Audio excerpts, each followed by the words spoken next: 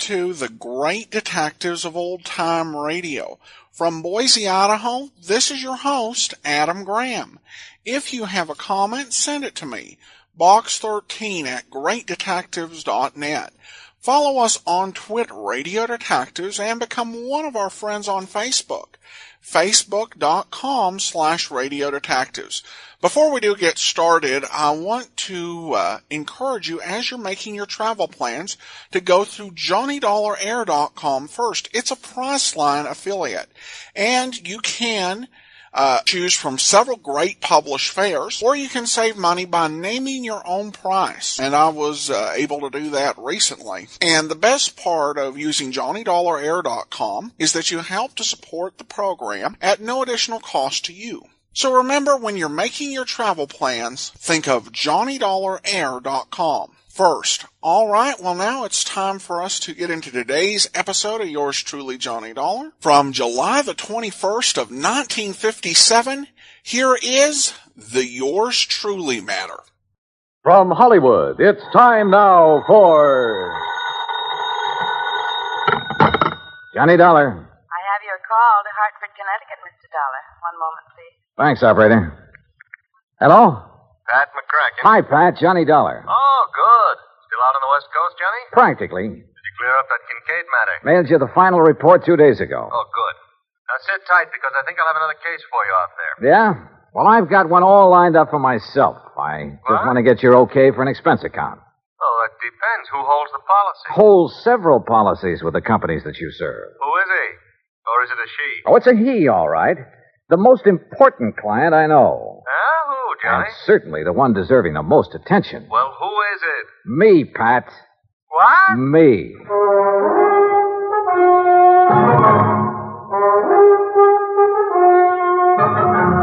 Bob Bailey in the exciting adventures of the man with the action-packed expense account. America's fabulous freelance insurance investigator. Yours truly, Johnny Dollar.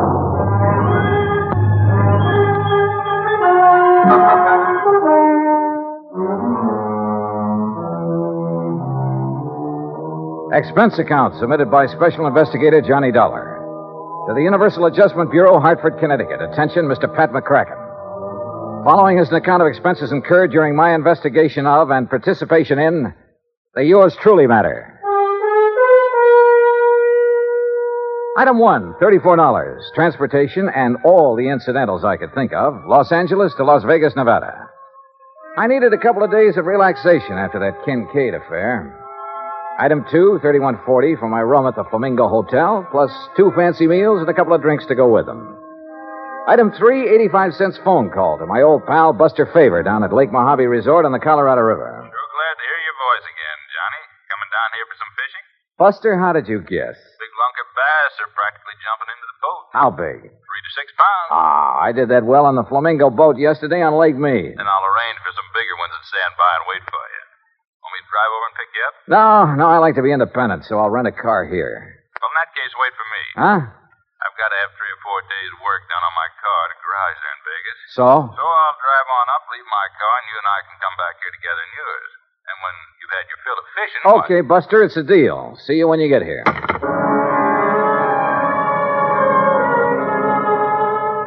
Item 4, $100 deposit on a rental car. A shiny new air-conditioned Cadillac. And remember, Pat, one of your companies holds the insurance on it. Item 5, $21.70 for drinks and a big dinner with Buster when he arrived. It was quite late when we hit Route 95 for the drive down to Lake Mojave Resort across the desert. It was still hot after the day's high temperature of 118. You driving so fast to keep up the breeze, Johnny? You ought to take it a little easier. They patrol these roads pretty good, you know. Are you kidding? I haven't seen a car in nearly 10 miles. Yeah, and you mightn't see one of those law boys until he's right up on top of you. Oh, Buster, you mean they hide on the side road? No, not hide. They patrol some of them. Hey, where do all those side roads go, Buster? Some of them are a little more than wagon trails. Mostly to old mines, Johnny. Some of them 10, 15, 20 miles away up in the hills. Some of them being worked, some of them just... Now, look. Yeah? Over to your right. You see those lights? Look like they're on the side of the mountain? Oh, yeah. That's Haley's tungsten mine up there. Real big operation. A few miles ahead, one of my old friends has a mine. He works it for, Uh-oh. What's the matter? Look in the rear view mirror. I see some other lights. Oh, hey, if you think we're stepping along, that guy behind us is certainly... Uh-oh. Yeah, that flashing red light above the corner of his windshield means a highway patrol car. Also means you better stop. Well, it isn't as though I'd been driving all over the road. It's as though you haven't been keeping a sharp enough eye on the speedometer. Okay, start thinking up excuses, Johnny, and they'd better be good. Oh, no, I'll take it like a man. Shall we get out and greet the minion of the law? No, don't. You might think you're trying to pull something. And those laddies carry guns. Just sit here calmly, eyes front, and try to look innocent. All right, boys. Huh? Oh, there's nothing in the back seat, officer. What? Right, mister? Nothing but me. And this. Hey, now, wait a minute. You're not... Hey, Johnny. Yeah. I take it that thing's loaded. That's right. Now get going. You were flashing that red light. Flashlight. Fooled you pretty good, didn't I? You were making like the highway patrol, and man, is that against the law. You think that's bad? Just wait till you see what I've got for you. I'll start her up. Hey, look, mister. Don't argue with a gun, Buster. Yeah. Buster, remember that. And remember it's aimed right at the back of your head. Now get going, you. Sure. Here we go. Whoopee! Watch it, will you? What's the idea of backing up that way? I'm sorry. It's a rental car. I guess I'm not used to it. Well, watch it. Sure. Yes, sir. Here now. Take it real slow, buddy, and no funnies, or I'll pull this trigger first and figure it out afterwards. Yes, sir. You're the boss. You bet I am. Well, what happens now? Just keep going straight ahead. When I want you to turn off, I'll tell you. Where do you think you're taking us, mister? Where you guys will be a long, long time getting back to civilization. And by then, I'll be loaded and out of the state. Just a plain stick-up, huh? Yeah, that's right. Modern style. Oh, look now. Just because we're driving a big car If doesn't you mean... got dough enough to gamble big money in Vegas and rent a big car, you got enough for me. You and a few others I'll take over before the night's over. Unless you get tagged first. This car will be plenty easy to identify. You'll find this car back where I stopped you. If you ever get there. Oh, brother, I wish I had a good look at that one of yours. Why do you suppose I pulled up behind you and didn't give you a chance to look? Now, let up on that gas. Getting a little nervous? Well, I just want to be sure that if I have to put a hole in the back of your heads, I can get to the wheel before this crate flips over. Pretty smart, aren't you? Yeah. That's why I stay alive and in the chips. Easy now. You see that little side road? Yeah, what about it? Turn off on it. Why not? Hey, Johnny. Yeah. It's the road to old McKinney's mine. Who's? McKinney. He's the one... Look, if you guys want to talk up. I'll quiet you down permanently. Talking about this lousy road is all. Yeah, well, that's why I picked it, buddy. And take it easy. Hit these bumps too fast and this gun's liable to go off. And you wouldn't like that now, would you?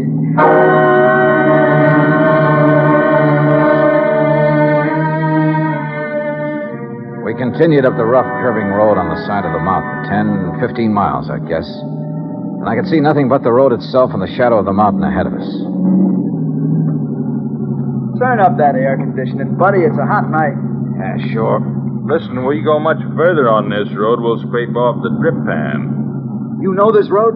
Keeps getting worse and worse is all. This car's built pretty low, you know. Hey, take it easy, I said. How can I? Do you hear that? We don't stop pretty soon, we'll all get stranded out here. Yeah, maybe you got something there. Okay, buddy, that wide spot. You turn us around and stop. And take it easy. Okay. Now what? Just leave the engine running and both of you get out the right-hand door. Yeah, sure. Now look. Shut up. From now on, I'm not going to waste any time. Come on, get out.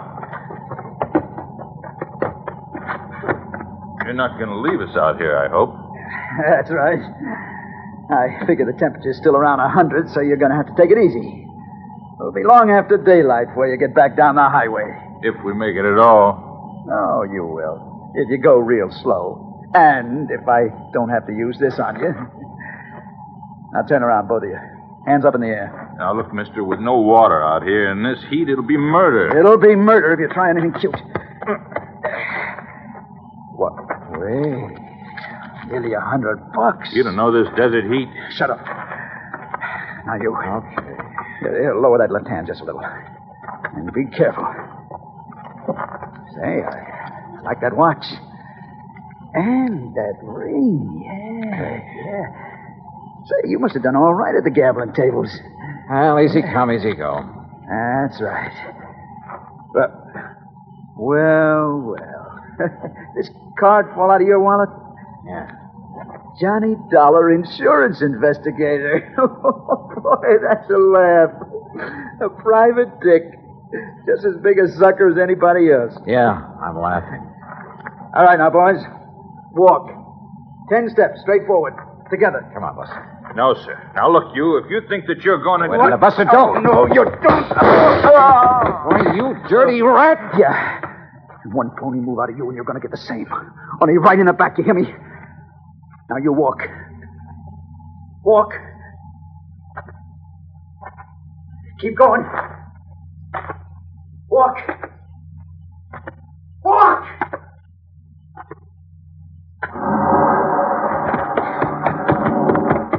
Buster. That dirty murdering.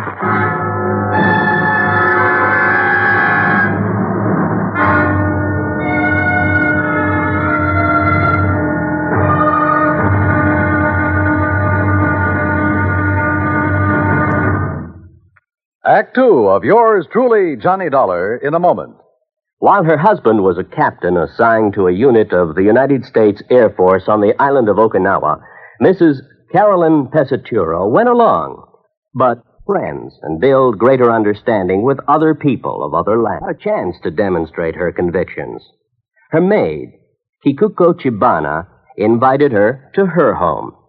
Kikuko's mother intimated that Mrs. Pesaturo had never done a hard day's work in her life, not with a manicure job like that.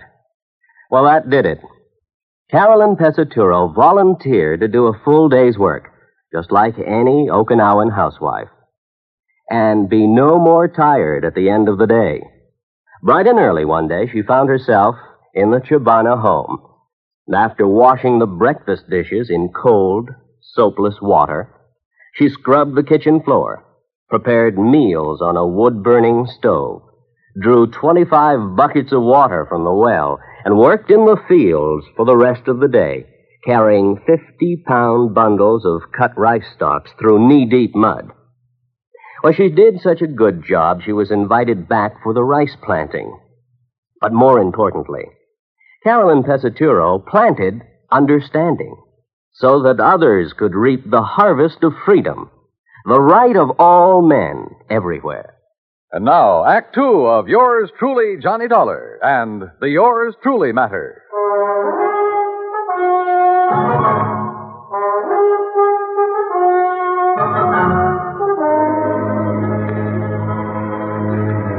He'd overtaken Buster Favor and me on Highway 95 out in the middle of the Mojave Desert.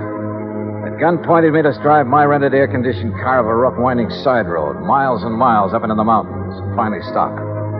There, he'd ordered us out into the stifling desert heat. He'd taken our watches and money, and there, in spite of my warning, Buster had turned on him.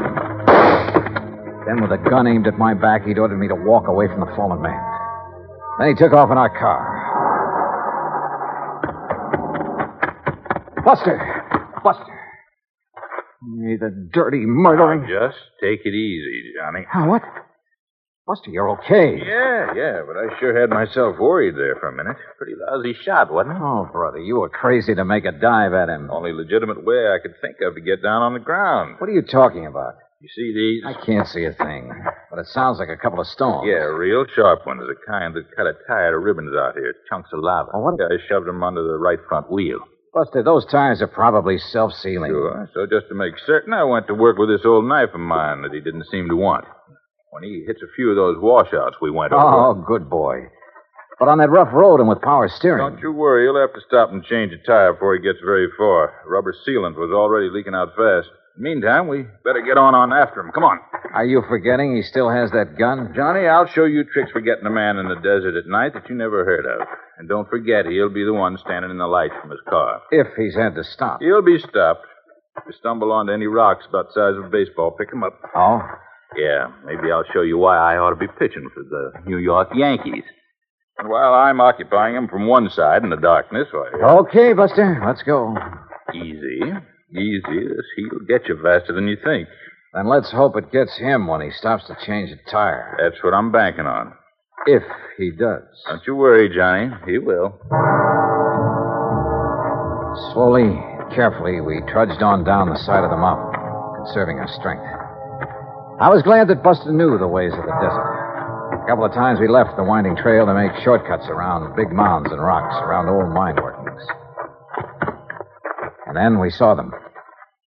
Car lights, Johnny. You see? Yeah, but they're moving down there, winding back and forth. He hasn't had to stop yet. No, I guess it... Hey, wait a minute.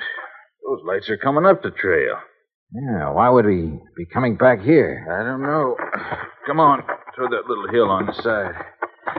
When he comes around it, we'll let him have a handful of rocks through the windshield. Yeah, right.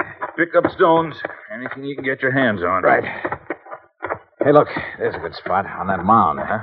He won't see us, but we'll see him when he pulls around it. We'll be practically on top of him. Here we are. Okay, good.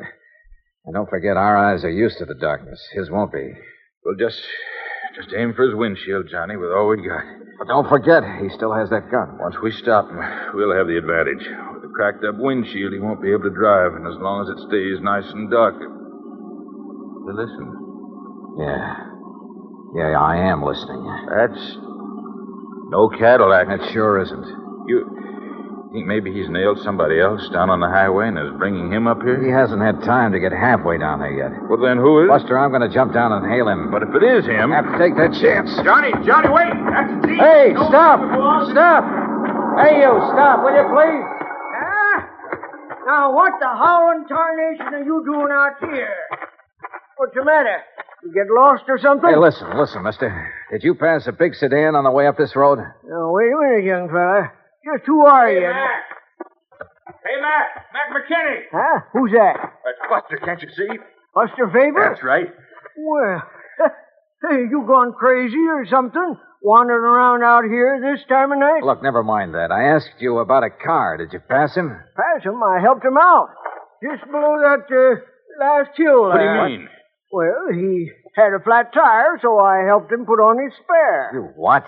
City dude. Having a lot of trouble with the heat, so I give him a hand. Oh, no. And he give me a 10-spot for my trouble. Doggone it, Mac. That guy stole our car and money from us and left us up on the mountain. No kidding. Who's kidding? Well, then maybe I done right at that.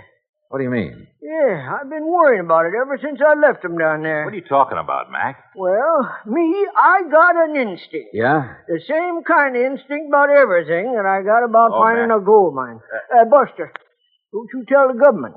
But I have took over 40,000 worth of ore out of my mine up there since the turn of the year. Yeah, Look, well, mister. go on with whatever it is you were getting at. Yeah, come on. Yeah, well, instinct. Now, you take my gate down at the end of the road. Mac. That wasn't closed when you come up here, was it? No, come to think of it, I wondered about that. But now, Mac... Usually, when I go into Vegas, like tonight, I close it. But you know something? Tonight, I clean forgot. All right, Mac, get to the point, will you please? Well, the point being that I did lock up the gate when I come off the highway just now. Oh? And I clean forgot to tell that fella I locked it after I fixed his tire. Wait a minute, Mac, wait a minute. You mean he can't get back on the highway? He sure can't. And he can't break down that gate? Not without wrecking his car. All right, then. That's what I was worrying about on the way up the hill. All right, now listen. Should I go back on down and let him out or not? Will you listen, Mac, But then I remembered that bulge in his coat pocket, like a gun. It was a gun, all right. Yes, sir. And my instinct Mac, told please. me... I don't care what your Told instinct... me I'd better get back to the mine and telephone the county police on account of maybe he'd been prowling around my Telephone. mine. Look, Mac, you've got a phone at the mine? Son, I got everything up there. Electric... How far is it? On this road? About 3 miles. All right, then listen. But Listen. walking across that ridge, not more than a half mile. Good. Can you make it on foot? I ain't been wandering around these hills the past 41 years for nothing. Then, brother, go to it. Huh? Buster and I'll take the Jeep. Well, now, You go up try- to the mine and call the police. Tell them to set up roadblocks, whatever they want to do. And stop a 1956 Chevy. It's gray and white, license CGJ158. You got that? Sure. CGJ158, a gray and white. Now, Look, Mac, now, I'll wait. pay you for the use of this Jeep. Anything you like. $50, $100. Oh, yeah? He's not kidding, Mac. You sure? You know him, Buster? His word's as good as mine, better, and he's kind of a lawman. Oh, well. Now, why did you So tell get me on that- up there to that mine. Yeah, Fast as please. you can. Will Tell you? the police what happened to us. Give them that description. 1956 Chevy CGJ158. That's the car the crook is using. Got it. And you then go to it. Right, Buster. Come on, One more Buster. way. Yeah. Right? And you better let me drive. Okay. Okay. Now, hold on to your seat, and I'll show you how one of these things can really take these roads. What do you mean? You've only hit the road every 20 feet so far. Hold on, Johnny. You ain't seen nothing. Buster wasn't kidding. And Mac's old Jeep would have put a mountain goat to shame. To this day, it's a wonder to me how he ever held the thing together. To say nothing of how we managed to stay aboard. You think 90 miles an hour on the open road is a thrill? You should try 20 per on that old wagon trail. Hey, wait a minute. Wait, nothing. We gotta catch up on that guy. No, what I mean is, how'd you ever know the make and license of his car? There wasn't enough light when he stopped us to see a thing. Why do you suppose I put the car into reverse when we started? Huh? Doing that turned on the backup lights. Backup light? Sure, gave me a good look at his car in the rearview mirror. Johnny, you're all right. Oh! Hey, how much more of this is there? We ought to get to the gate any minute. Gate? Buster, we ought to be shot. What's the matter? Oh, Mac didn't give us the key to that gate. We'll be locked in as well as that bandit. Well, you don't think he's just going to be sitting there, do you? Oh, yeah, you're right. He'll have to go on to his own car on foot. Which gives us more time, Johnny, to take advantage. Now, look. No, you look. Huh? Yeah. Either he didn't see the gate or he tried to plow right through it. And look what it did to that nice car. Come on. Okay. Over this way, Buster. What? Stay out of the Jeep's headlights. Circle around. He may still be in that car. Oh, yeah. Yeah, you're right. Okay, we'll take it easy. And pick up a rock or two. I'm way ahead of you, brother. I don't see any sign of him. No. He's probably hoofing it down the highway to his own car. We're going to take no chances. Right. That gun of his look pretty... Right, easy now. Okay. Well, he's gone. Yeah. Oh, brother, what he's done to this car. Somebody's going to pay a pretty penny. The insurance company. But come on. We'd better light out after him. We'll use the Jeep. But, Buster, if this big car couldn't knock down We'll that drive gate... off the road and cut through the fence if old Mac had a pair of pliers in the toolbox. Come on. There were pliers in the toolbox, all right. And a pair of wire cutters, too. But it took us longer than it should have to find a place where even the Jeep could navigate through the fence. Finally, though, we got out on the highway. All right, not too fast, Buster. If he's still on foot, I want to be sure we see him first. You know what I'd like to see? What's that? The lights from a couple of patrol cars coming this way. You think they'd have time to get there? Even if Mac phoned him right away? Yeah, that's true. With our little pal with a gun, we ought to come on his car pretty soon. Unless he's already got to it and taken off. I just don't think so, Johnny. He'd try to move too fast in this heat, he'd collapse. Must be somewhere along this highway.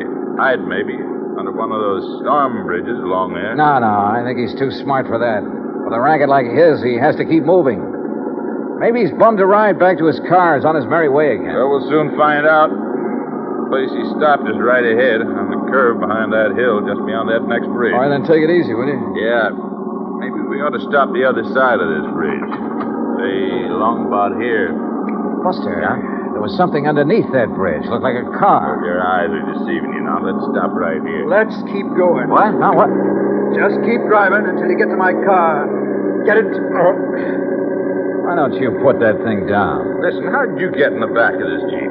While you two bird brains are prowling around the cab there at the gate playing detective. Pretty smart, aren't you? That's right. Like I told you, that's how I keep alive. It's more than I can say for you boys. What's that mean? Pull up. There's my car.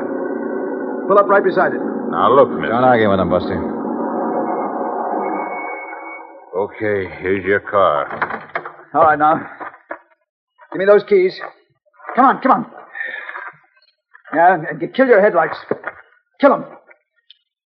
Okay. Now, look. Things got balled up tonight. I got held up too long. Now, I heard you say something about getting word to the cops, so I got to get out of here. I got to get out of the state. I don't know how you guys got the Jeep away from that crazy old man. I didn't plan on you getting down off that mountain before daylight, see? But it's too bad you did. Oh, you sure? Oh, yeah, I'm sure. Because I didn't take a chance on your getting away now. I can't. Especially you, Mr. Private Eye. Well, thanks. That means you think I might find some way to get the police on you in a hurry. Yeah, that's right. Maybe I have. No chance. Before I leave here, you're gonna be dead. From this. You're out of your mind. Yeah, Buster, I think he is. Oh, yeah? I'll stop waving that gun. One shot, just one shot, and you'll be dead so fast. Oh, yeah, wise guy, how? You know, Buster, I was right. Huh? What, Johnny? There was a car parked under that bridge back there, a police car. You're crazy. Oh, yeah, Johnny, I see what you mean. What? What do you see? You don't think you're the only one who can hide in a back seat, do you? What are you talking about? Old Mac must have really got that phone call through in a hurry. What are you talking about? That officer there. Oh, that old bluff. The officer waiting there in the back seat of your You're car nuts. with his gun aimed straight at your head. Oh, yeah? Where? There! Oh,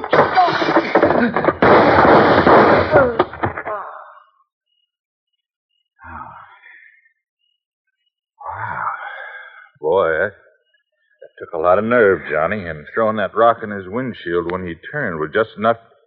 Hey, where'd you get that rock, anyhow? For some silly reason, I'd been hanging on to that rock ever since we started down the side of the mountain. Silly reason, huh? Not by a long shot, no, sir. Oh, and what do you know? Here comes a patrol car. The one you were supposed to see hiding under that bridge. You know something, Buster? I really did think I saw a car under there. Oh, no. No, really, honest. I think I saw it back there. Look very much. Expense account total, hold your hat, Pat, including incidentals and my fare back to Hartford, $528. And that includes $50 to old man McKinney for the use of his Jeep and $81.50 for the repairs to Buster's car by way of thanks for his help. The car rental agency will present you with its own damage claim on the cad. Oh, and of course the windshield on that Chevy will have to be replaced. You see, it was also insured with one of your companies. So, Pat, you can just charge off this case to recovery of that car. Yours truly, Johnny Dollar.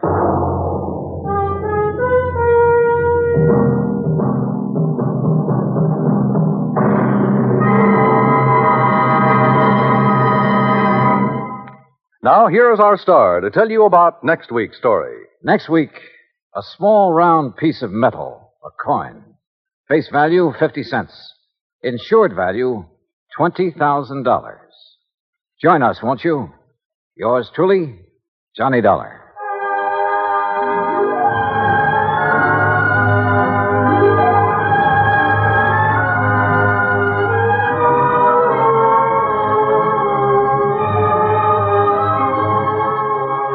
Yours truly, Johnny Dollar, starring Bob Bailey, originates in Hollywood.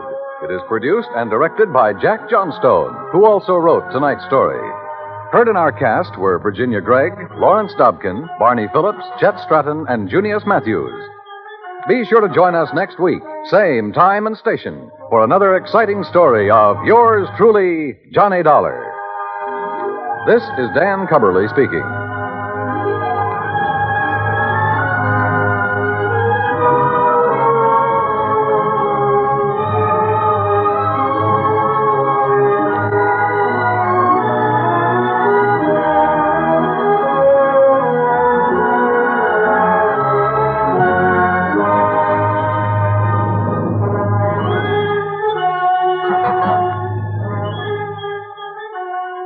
This is the United States Armed Forces Radio and Television Service.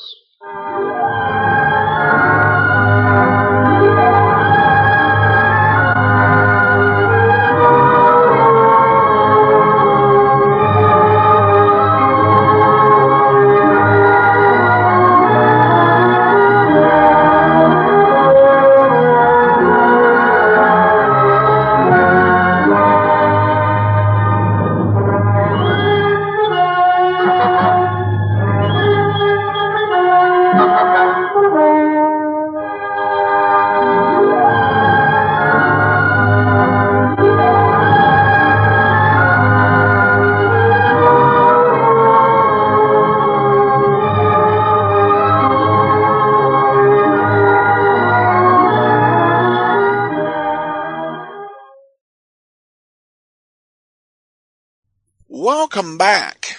It'll be an interesting coup if Johnny's able to get away with this expense account. Possible only because of all the work he's put in for Pat McCracken and will continue to put in.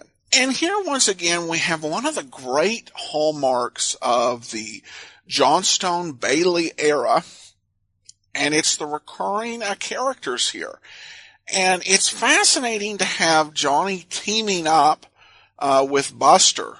And even though at the break it looked like Buster was done for, and even that I was thinking, that's certainly a change from just having someone dead and announcing they're Johnny's friend. But of course Buster didn't die. And it was really fascinating to see how these two men really played off each other and became this team.